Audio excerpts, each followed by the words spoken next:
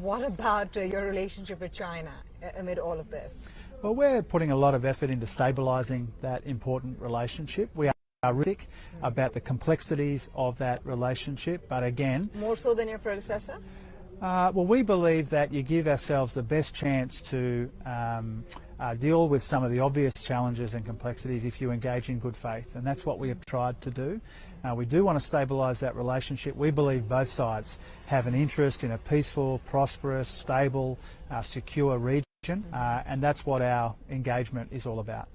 China's recovery, how much has that helped your economy over the course of the last two to 3 months? Well, obviously it's one of the most important relationships that we have from an economic point of view.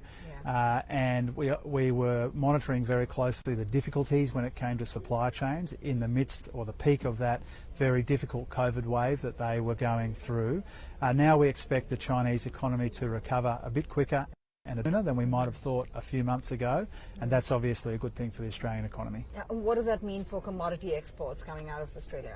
Well, we've been getting incredibly strong prices for our exports out of Australia, and particularly our commodities, and that's one of the things that we've got going for us. We've got a lot coming at us in Australia, but we've got a lot going for us as well. It's one of the reasons I'm optimistic about the future, even while I'm realistic about some of these nearer term challenges. But commodity prices have been very strong. We want to sell our commodities to the world at good prices. It's an important part of our economic foundations, and China obviously is a crucial part of that too. But given tight supplies, you expect prices to go back up again despite demand coming in and demand increasing, rebounding from countries like China and India? Well, prices have been particularly volatile, and I think particularly in the energy market for obvious reasons, especially the war in Ukraine, but also iron ore, also coal, thermal coal and metallurgical coal. These are key exports for us. There's no secret about that. And we want to sell it to the world at good prices, and the Chinese market's very important to us. I want to talk about the inflation situation back home and the outlook on rates. Now, obviously, the RBA is looking at that very closely, looking at the housing market, looking at the debt situation. What is your own take on how the inflation issue needs to be tackled, and whether it's really the responsibility of the central bank? Because it seems like right now lies on how fiscal policy is managed. Yes.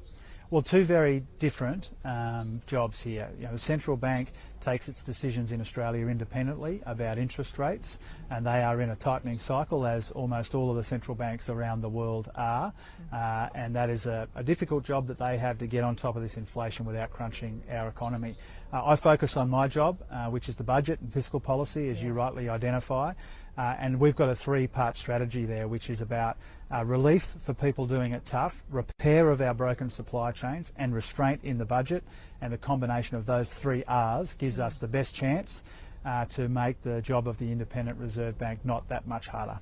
I understand that, but are you happy with the job that the RBA has done? Because obviously the governor pressure since the RBA started aggressively last year, following projections made over a year that rates wouldn't rise before 2024. Yeah, well, Governor Lowe has explained that commentary that he provided at the time. He's taken a number of opportunities to explain where he was coming from in those instances.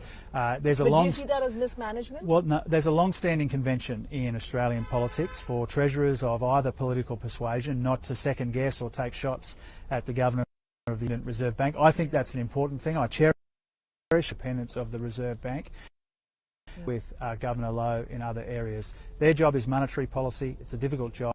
My job is fiscal policy, equally difficult, but we've got a plan there and a strategy. We think the inflation peak is behind us in Australia. We certainly hope that that is the case, but inflation will be a bit higher than we'd like for a bit longer than we'd like in Australia, and that's why our three-point plan is so important. Just last two questions on the housing market. Do you see signs of easing? Because it's really quite bothersome for the people in Australia, right? The way rents are going up, affordability is a challenge. Yes. Yeah, there's a couple of issues there which are really important and are putting pressure on people, but house prices have come off a bit, which is inevitable when you have a number of interest rate rises consecutively. That's not a surprise to us. But more broad housing, we need to build more homes. Our vacancy rates in the rental market are incredibly low. Rents are incredibly high.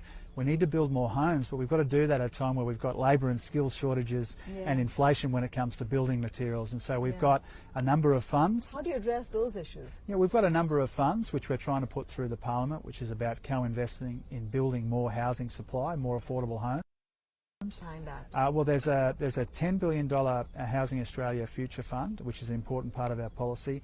But I've also brought together the big investors, superannuation and institutional, the state and local governments and the building industry to try and come together and work out how we can build the homes that people need, particularly near where the jobs and opportunities are being created.